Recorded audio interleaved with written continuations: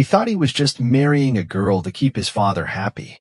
But the moment she stepped into the chapel, the room fell silent, and just days later, the very woman he thought was harmless gave him the strength to stand against a multi-million-dollar ranching empire ruled by his father.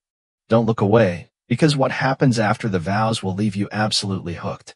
Garrett walked into the study with the same expression he wore during a cattle auction, calm, firm, unreadable. The room smelled like cigar smoke and old power. Silas didn't look up when he spoke. It's time. Garrett didn't flinch. He just stood tall. Time for what? Silas slid a folded envelope across the desk. His voice was as flat as an anvil. You're marrying Evelyn McCrae this Saturday. Garrett blinked once, not from surprise but disbelief. Evelyn McCrae? The girl from the rich? I thought that family was all but dust and pride. Silas leaned back in his chair. She's still got her father's land, barely, and she's the last of her name. Joining with us makes sense. Garrett crossed his arms. So now I'm breeding stock? You're a Callaway, Silas said, his voice hardening. You don't marry for flutters and fireworks. You marry for land, for legacy. Just like I did. Garrett stared at his father, the man who built an empire without ever once saying the word love. He wanted to argue, to laugh, to walk out, but something in him, something old and tired, stayed still. Do you even know what she looks like? Garrett asked. Pretty enough, sharp enough, that's all that matters, Silas answered. You'll say the vows. The air outside was thick with dust and judgment. Garrett walked past the stables, past the bunkhouse, past the fence line where sky and land touched, and nothing felt certain. Evelyn McCrae, he remembered her vaguely, the way you remember a storm from a decade ago. She was a quiet girl with smart eyes who kept to herself. But if the stories were true, time hadn't been kind, and neither was this bargain. He muttered to no one, "This is madness," but deep down, buried under duty and drought-hardened skin, a single question echoed louder than the rest. What if she isn't what they say? 2 days later, the Callaway chapel stood dressed in sun-dried cedar. In silence, there were no roses, no ribbons, just wind, dust, and the sound of whispers carried through old wood and narrow pews. Garrett Callaway stood at the front of the chapel in a black coat and boots, polished enough to reflect regret. His hat rested on the bench beside him, one of the few signs he was taking this seriously, even if his jaw was clenched like a locked gate. The crowd was small, a few ranch hands, a preacher who owed Silas a favor, and a handful of townsfolk who came to witness history or scandal. Evelyn McCrae hadn't been seen in public in years, not since her father died, and her family name fell out of favor like a horse that couldn't run. Then came the creak of the doors. She didn't ride in, she didn't glide, she walked, measured and straight, veiled. Her dress was simple dove gray, buttoned high, no frills, the veil shimmered like mist over morning grass. Garrett didn't move. He expected nerves, he expected awkwardness. Instead, she moved like someone who'd practiced being underestimated. The preacher began the old vows, the familiar words. Do you, Garrett Callaway? I do. And do you, Evelyn McCrae? Her voice was soft, clear. I do. Then you may lift the veil. Garrett hesitated just a beat, then reached forward, fingertips grazing the lace, and slowly drew the veil back. And there she was, not plain, not forgettable, not meek. Evelyn McCrae had the kind of beauty that didn't beg, it waited. Her eyes met his, steady, unwavering. And for the first time in years, Garrett Callaway felt uncertain. Not because she was stunning, but because she knew he hadn't expected her to be. She stood there, calm, composed, untouchable, and he suddenly didn't know whether he'd just made the worst mistake of his life or the best one. The Callaway ranch house was big, not just in square footage, but in weight. Every plank carried history, every nail a name, and now it had 2 more names inside, joined by law, not love. Garrett opened the front door and stepped aside like a gentleman, or maybe just a host. Evelyn entered, eyes steady, boots echoing lightly on the polished floorboards. She took in the place with a single sweeping glance. Is this where I'm expected to stay? She asked, her voice calm. Garrett nodded once. Room down the hall's yours. Mine's across, he replied, No warmth, no welcome, just architecture and obligation. Evelyn unpacked in silence. Books, a worn journal, a leather pouch of dried herbs, a small framed photograph of her father. The kind of items that carry memory like scent in old clothes. In the room across the hall, Garrett sat at the edge of his bed, shirt unbuttoned, rubbing the bridge of his nose like it might explain anything. No words had passed between them since the veil came down. No awkward laughter, no gestures of affection, just the sound of two doors clicking shut in perfect unison. Evelyn was up before dawn. She didn't tiptoe, she moved with intent. By the time Garrett stumbled in, hair damp, boots loose, she was already seated at the kitchen table, a cup of black coffee in front of her, and the ranch's financial ledger open beside it. He blinked. "You're reading the books?" "You left them out," she said, flipping a page. "I figured I'd learn how this place breathes before trying to change its lungs." Garrett frowned, pulling out a chair. "Do you always talk like that?" "Only when people assume I'm not thinking." Something passed between them then. Not heat. Not yet. Just a pause. The kind that said, "I see you. I'm not what you expected, and neither are you." Garrett cleared his throat, reached for his coffee, and took a long, slow sip, not to drink, but to buy time. Evelyn returned to the numbers without another word, and for the first time since she'd arrived, he wondered, what else does she know? Out here, a dry wind and a careless spark can ruin a legacy faster than a six-shooter. Fire isn't just danger, it's reckoning. Garrett was out at the south fence line, inspecting a busted post when the smell hit him. Not wood smoke from a campfire. This was different. Wild, sharp, fast. He didn't hesitate. "Fire!" he yelled, boot heels digging hard into dirt as he mounted his horse and galloped toward the barn. Ranch hands scrambled, buckets flew, men cursed the wind, and in the middle of the chaos, sleeves rolled, skirts hitched, stood Evelyn, hauling 2 pails of water like she'd been born doing it. Garrett pulled hard on the reins, dismounted in a rush. "What the hell are you doing?" She didn't stop moving, helping. "You'll get yourself killed." "So will your fence line," she snapped back, eyes flashing. Their gazes locked, smoke in the air, heat on their skin, and then, without another word, Garrett grabbed a bucket and followed. The blaze didn't take the fence, but it left its mark. Smoke hung low, like an uneasy truce. Garrett and Evelyn stood shoulder to shoulder, clothes soaked, faces streaked with ash. "You ever fight fire before?" he asked, breathing hard. "No," she said, "but I've had to hold back worse." He glanced at her, really looked this time, not just at the dirt on her face or the wet strands of hair clinging to her cheek, but at the way she stood, unshaken, unbent, alive. "You didn't have to do all that," he said. "Neither did you," she replied, "but we did it anyway." She turned and walked back toward the house, leaving him there stunned, silent, and suddenly unsure if he'd been the strong one all along. A fire leaves behind ash and silence, but sometimes, when the wind settles and the sky clears, you realize something else is rising, something you didn't know had been smoldering. Days passed. The ranch went back to rhythm. Fences mended, livestock grazed, but the air between Garrett and Evelyn, that was different now. It wasn't cold anymore, just quiet, like a question waiting for an answer. Garrett stepped into the room, boots dusty, shirt half unbuttoned. Evelyn sat by the window, sunlight caught in the pages of a book, spine cracked, corners worn. "What are you reading?" he asked. "A training manual," she said. "Mustangs. Wild ones say they run until they don't." Garrett chuckled under his breath. "Sounds like me."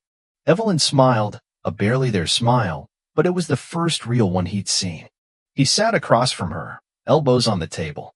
"Why did you agree to the marriage?" he asked. She looked at him, not startled, not defensive. "Because I was tired of surviving alone." Garrett leaned in slightly. "Not tired of being alone?" "No, just tired of pretending it didn't matter." Later, they sat side by side, separate cups of coffee going cold on the railing. The sky stretched wide and clear, full of stars and things unspoken. Garrett broke the silence. I misjudged you. You weren't the only one, she said. What did you expect me to be? Evelyn turned toward him, gaze steady. Louder? Dumber? Meaner? Garrett burst out laughing, real and warm, and Evelyn joined him, just a little. It wasn't a romantic moment, not yet, but it was something rarer, ease. Out in Hollow Creek, the summer fair wasn't just about pies and horseshoes, it was about faces, appearances, stories told without words. And this year, the biggest story walked in wearing a plain blue dress and a name nobody expected to matter again, Evelyn McCrae Calloway. Garrett rode beside her, straight-backed and stone-faced, but he wasn't the one folks were whispering about. No one had seen her in years, and those who remembered her didn't expect this. Evelyn didn't shrink. She didn't flash smiles or flutter lashes. She walked steady, eyes scanning, mouth soft but sure. Children waved. Some adults nodded stiffly. Others just stared. Garrett watched her curious, protective, but mostly impressed. She didn't just carry herself well. She carried history and turned it into grace. Evelyn stood alone by the baked goods, reading tiny handwriting on a cherry pie label, when two local wives sidled near. At her? McCrae girl? Sure as spit. Thought she'd be plainer. Doesn't say much, does she? Evelyn didn't flinch. She turned and looked at them, calm as still water. My father used to say, talk less and let your work answer louder. They blinked. One of them cleared her throat. Would you like a slice? Only if you're sharing it, honestly, Evelyn said. They laughed, awkward but real. A thaw began.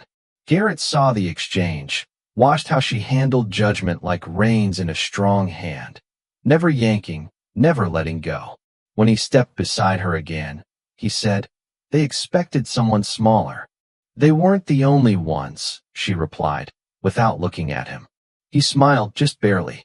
You carry yourself like you own the place. I don't, she said, but I know how to live in it. They walked back to the horses in quiet rhythm, dust curling around their boots. Garrett glanced at her. Do you care what they think? No, she said, but I care what you think. He stopped walking, hand brushing hers. Then maybe I ought to start thinking clearer. Night came slow that day, like it knew something sacred was about to be spoken and wanted to give it space. The air was still, the kind of still that made a man listen. Garrett sat on the porch steps, boots off, glass in hand, staring at stars like they might answer things he hadn't yet dared to ask. Evelyn stepped out, barefoot, cardigan around her shoulders. She didn't say a word, just sat beside him, close enough to feel the warmth.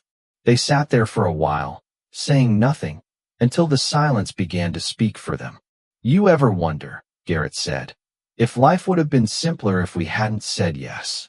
Evelyn didn't look at him, just sipped her tea. I don't think I ever knew simple, she said. Even before Garrett exhaled hard, like he'd been holding something inside too long, he said, I didn't want this marriage. I didn't want you, not because of who you are, just because I didn't know how to be anything else but what my father told me. And now, he turned toward her, searching. Now I sit beside you, and I wish I'd met you before all the noise, before the land and the names and the deals. Evelyn's eyes didn't shine, they held. You're meeting me now, she said. Is that enough? He asked. Only if you mean it. And if you're brave enough to keep doing it. Garrett reached over, not to grab, not to claim, just to rest his hand on hers. She didn't move away. No kiss, no grand vow. Just skin and truth, and the kind of shared quiet that heals more than it hurts. I never imagined you, he whispered. That's the thing about real things, she said. They don't need imagining, just seeing. And above them, the stars blinked, not like wishes, but like promises. Every man comes to a line in the dirt, a line drawn by someone else, by blood or fear or legacy. And every man's got to decide whether to cross it or erase it. Garrett Calloway stood in his father's study the next morning, coat unbuttoned, jaw tight, hands clenched just enough to tremble. Silas looked up from his papers like nothing had changed, but everything had. You've been distracted, Silas said casually, sipping coffee. That woman has you second-guessing things. She's not that woman, Garrett said. Silas didn't blink. She's your wife. That was the deal. She gets security, we get land, and you keep the name intact. No, Garrett said. She gets more than that. Silas narrowed his eyes. You're getting sentimental. I'm getting free, Garrett answered. From what? Silas snapped. Everything I built for you? Garrett took a slow breath. From the idea that power is better than peace. You marry who you're told, Silas growled. You hold the land. You hold the name. That's how this stays ours. Garrett stepped forward, voice low and steady. It's not staying mine if I lose myself to keep it. Silas stared at him for a long moment, the look of a man who realized the reins were no longer in his hand. You disappoint me, Silas said. Good, Garrett said. Means I'm not you. Garrett found Evelyn by the horses, hair braided, sleeves rolled, checking the feed bins like she owned the world, or didn't need to. She turned when she heard his footsteps. Well, I told him, Garrett said, stopping just shy of her space, that I choose you not because it makes sense, not because it's expected, because I want to. Evelyn studied him, expression calm, thoughtful, strong. You sure? She asked. I've never been more. Then let's see if you mean it tomorrow, she said. Garrett tilted his head. What's tomorrow? The ridge, she replied. We ride it together. If you still feel the same by sundown, I'll believe it. Deal, he said, and for the first time, she smiled first. Some folks think love comes like lightning, sudden, loud, unforgettable, but out here on the ridgelines of Colorado, it comes quieter, like hoofbeats in soft dirt or a hand reaching out when you least expect it. Garrett and Evelyn saddled up at dawn. No ceremony, no audience, just two horses, one sky, and miles of land that once divided them, now beneath their shared path. Evelyn rode ahead at first, sure-footed, confident. Garrett stayed close, not to protect, but to walk beside. They crossed old markers, rusted fence posts, weathered trees. This used to be your father's, Garrett said, pointing to a gnarled cottonwood. Evelyn nodded. It still is in spirit, but today she looked back at him. It's ours. At the top of the ridge, they stopped. Below lay all of Calloway's empire, cattle grazing, barns glinting, fences stretching like stitch threads across a quilt of gold. Garrett pulled off his gloves, held them tight. Never thought it'd feel like this. Evelyn tilted her head. Like what? Like home. Garrett took her hand. Not forceful, not hesitant, just steady. I want to build something here, not just fences and barns with you. For real. Evelyn met his gaze, then said, Start here, pressing her palm to his chest. Start with you. They mounted up again, no longer distant, no longer strangers on paper, just two people choosing the same direction, the same dust, the same dawn. Garrett Calloway thought he was marrying for land. Evelyn McCrae thought she was marrying for survival. But in the quiet between the storms, in the firelight and starlight and truth spoken soft, they found something neither expected, a love that doesn't announce itself. It just arrives and stays. And that, friends, is how two proud hearts found their way home.